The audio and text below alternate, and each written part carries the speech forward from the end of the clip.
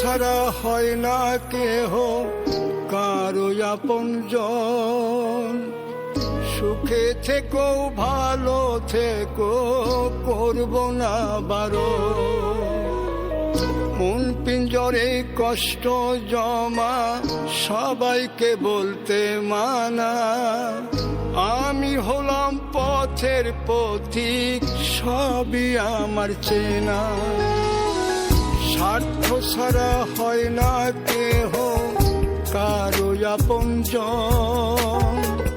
সুখে থেকো ভালো থেকো করব না বারণ।